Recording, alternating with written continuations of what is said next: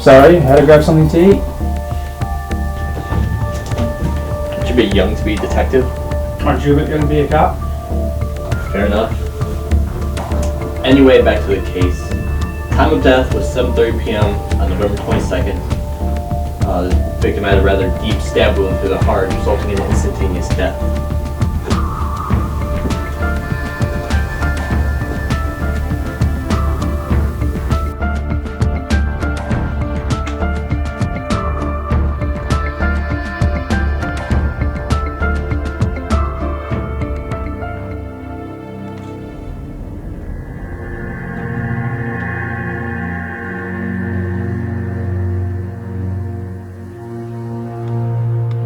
A katana, hey? That's new. Must have been some sort of ninja assassin.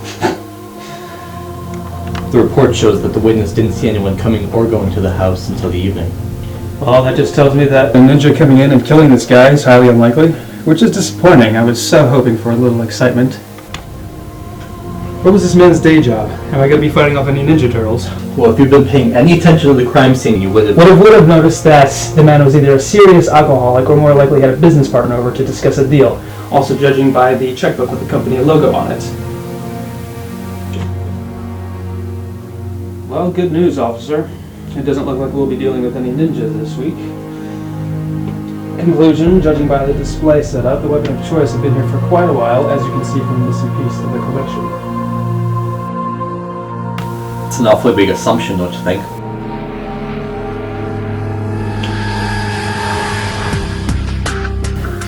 Something's missing.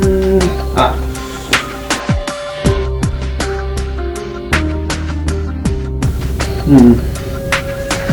What? Did you figure it out? Well, at some point during the meeting, the murderer and the victim came to some sort of disagreement, which is plausible because what kind of deal would be going in this location? Most assuredly, it had little to do with the company, if you know what I mean. Unfortunately. So you're thinking maybe a drug deal? Perhaps, or fraud, theft from the company, that kind of thing. Not an uncommon occurrence. In retaliation to the argument, the murderer took his decorative katana to attack the victim.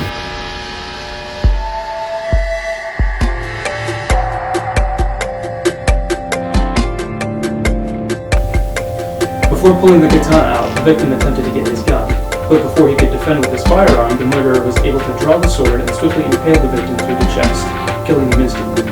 In a panic, the murderer took all documentation needed for the business deal by breaking through the frame who was kept him, and quickly fled the scene.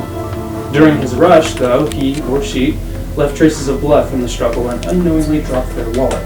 Now track down the person with the name ID, and I guarantee you'll find the murderer. I'll bet my next paycheck on it. Wouldn't they do it once over to make sure they didn't leave any evidence? Like the wallet? Well, maybe, but any number of things could have caused them to rush out in a hurry, like if they heard a car in the driveway. Ever get into your car and realize you forgot your wallet and phone after you've already been driving? Not all crimes fit the stereotype. Sometimes people are just completely stupid about the whole matter. Like eating on a crime scene? Well, for now, that's your key evidence.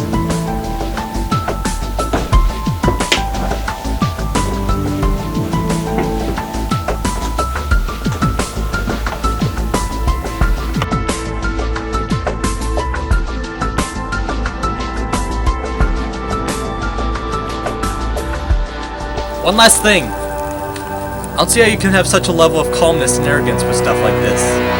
It's unnatural. That's why you're the cop and I'm the detective. My job isn't so hard, but if I can offer you one piece of advice, see and observe.